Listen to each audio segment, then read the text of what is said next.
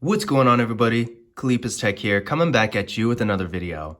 In this video, we're going to be doing a comparison between the Samsung Galaxy A53 5G and the Samsung Galaxy S21 FE. Now, these phones are both relatively new, with the Samsung Galaxy S21 FE being released around January of 2022 and the Samsung Galaxy A53 5G being released in March of 2022. Now, the way I kind of see it is the Samsung Galaxy S21 FE is pretty much the next step up from the Samsung Galaxy A53 5G. So in this video, we're going to be going over some of the similarities and differences between these two phones so you can get a better idea of what it really looks like to go from the high end of the mid-range phones to the entry level for flagship phones. So with that being said, let's get started. So with the Samsung Galaxy A53 5G, we're getting a 6.5-inch 120Hz Super AMOLED display with a resolution of 1080p, a PPI of 405, an aspect ratio of 20:9, and a screen-to-body ratio of about 85.4%. With the Samsung Galaxy S21 FE, we're getting a 6.4-inch dynamic AMOLED display that has a 120Hz refresh rate as well, with a resolution of 1080p, a PPI of 411,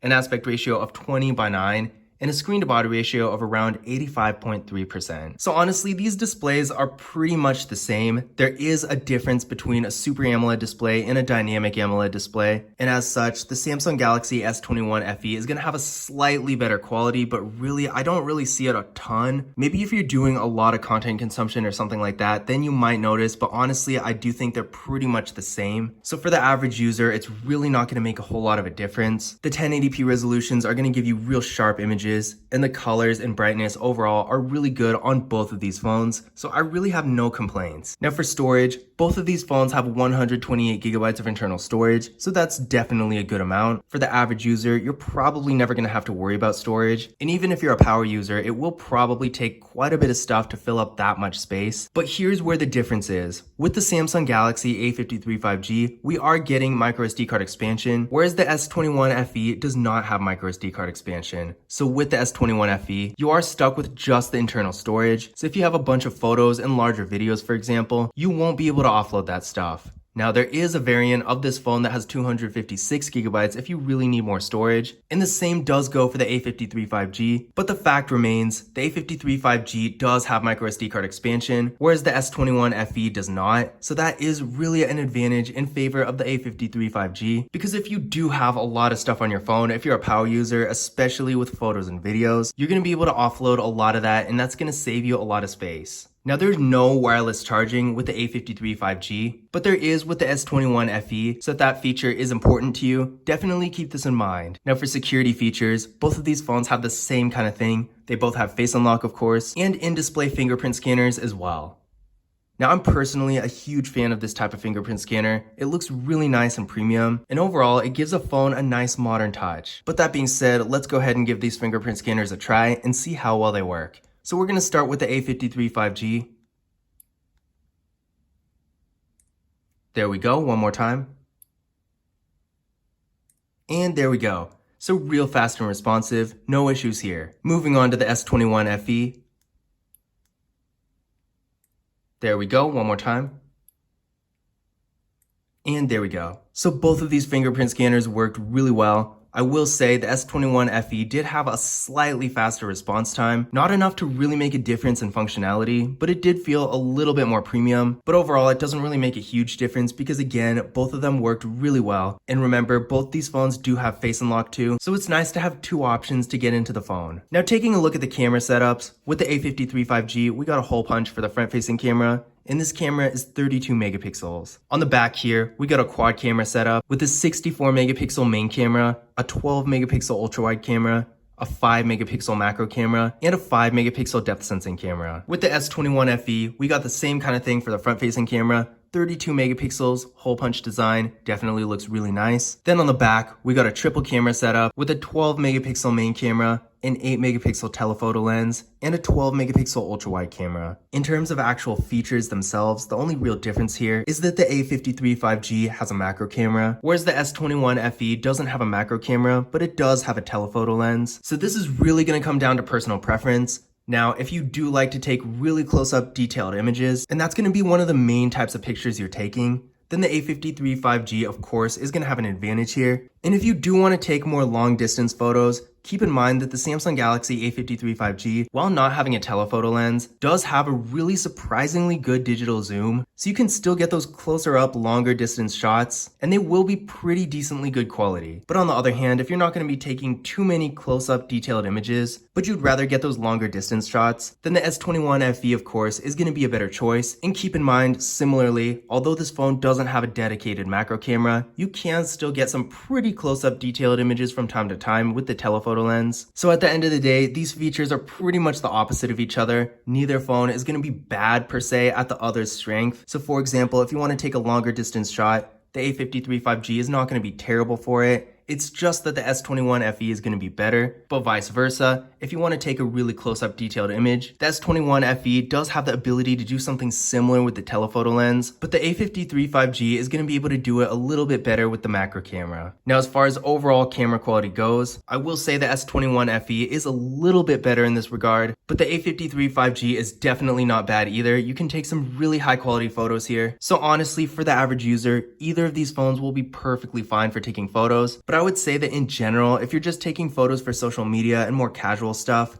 the A53 5G is probably all you're going to need. In fact, in a lot of cases, it's even going to be more than you need. Whereas if you want to take really professional photos, maybe you're doing mobile photography or something like that, then honestly the S21 FE is really going to be the best choice here. Sure, the A53 5G can take really good photos, but at the end of the day, the Samsung Galaxy S21 FE is going to be true flagship quality. So if you want those really professional looking photos, then it might be worth going with the S21 FE instead. Now for video, the Samsung Galaxy A53 5G can shoot in 4K at 30 frames per second in both the rear and front cameras, and the Samsung Galaxy S21 FE can shoot in 4K at 60 frames per second in both the rear and front cameras. So pretty similar here, but again, the Samsung Galaxy S21 FE is just a little bit better. So just like with the photos, if you're shooting videos for more casual purposes, maybe Snapchat or social media or something like that, then the A53 5G is going to be perfectly fine. But if you're doing anything more professional, maybe B-roll for a YouTube video, something like that, then the S21 FE is going to have an advantage. Now internally, the Samsung Galaxy A53 5G is getting 6GB of RAM with the Samsung Exynos 1280 processor. Keep in mind there is another variant out there that has 8GB of RAM, but this specific phone has 6GB of RAM. Now the Samsung Galaxy S21 FE is getting 6GB of RAM as well, with the Qualcomm Snapdragon 888 5G processor.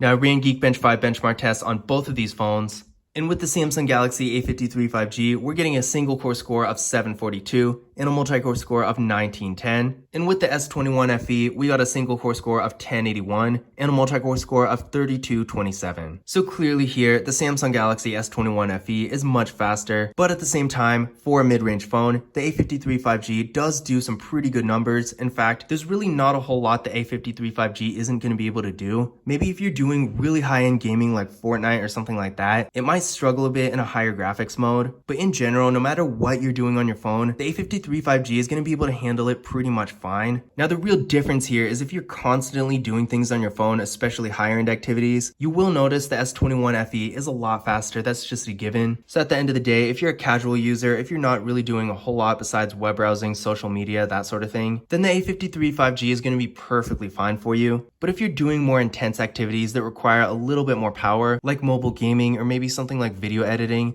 then the S21 FE clearly is going to have a huge advantage here. Now both of these phones do have NFC, which is great, so you can use contactless mobile payment services like Google Pay. And for the batteries, the A53 5G has a 5000 mAh battery, and the S21 FE has a 4500 mAh battery, and both of them support 25 watt fast charging. So we're seeing a little bit of an advantage on the side of the A53 5G in terms of battery. With a 5000 mAh battery, the A53 5G has pretty much the largest battery you can get on the US market at least. So of course, this phone is going to have the best battery life. So if you're on the go a lot and you don't have a lot of time to charge up your phone, and you really need something that's going to last for the longest time possible, then the A53 5G is going to be the best choice here. But that being said, the S21 FE doesn't have a bad battery by any means, and for what it is, this battery is going to last a really long time as well. So if battery is really important to you, the A53 5G is going to have a clear advantage. But if it's not really that important to you to get the best battery possible, then keep in mind the S21 FE isn't really that far behind. Now, as far as the actual hardware features go, these phones have pretty much the exact same design, and that does include the materials. They're both made of pretty much the same exact material, which is just plastic all around, except of course the glass displays. Now they do have pretty good build quality, I will say that, but at the same time, on the part of the S21 FE, I was kind of hoping it was a little bit more premium, but at the end of the day, the quality still is really good, so I can't complain too much. Now one kind of disappointing thing about both of these phones, especially on the part of the A53 5G, since it is a mid-range phone and not a flagship, is that neither of them have headphone jacks. And with flagship phones, they've been doing that for a long time now, so it's not really a surprise the S21 FE doesn't have one. But I don't really get why they got rid of it on the A53 5G, because even though it is a nice phone, it's still a mid-range phone, and it's one of the first mid-range phones I've ever seen to not have that feature. Now it doesn't really affect me personally because I don't even own a pair of wired headphones, but I know a lot of people out there who do are going to be really disappointed by the A53 5G not having a headphone jack, and it's really one of those features that I feel like they shouldn't have taken away.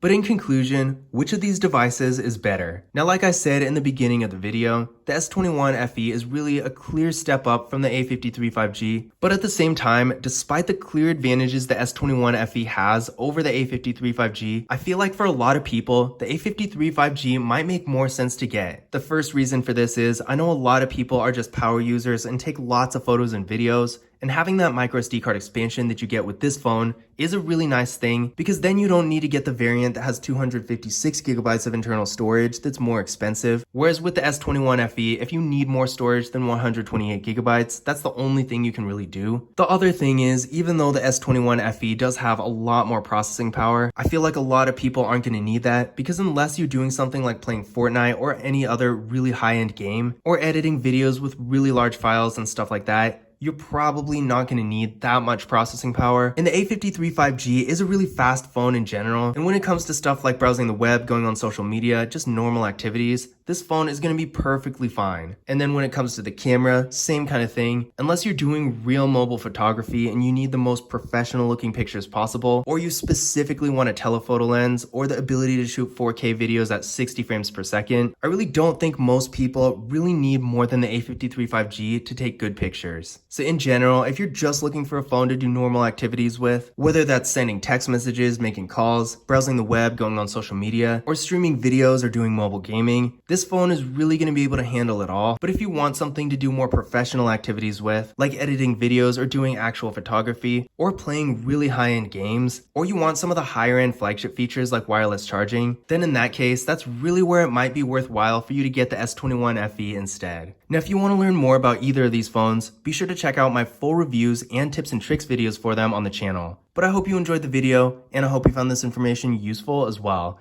If you did, don't forget to give it a thumbs up and hit that subscribe button. But as always, I will see you in the next video.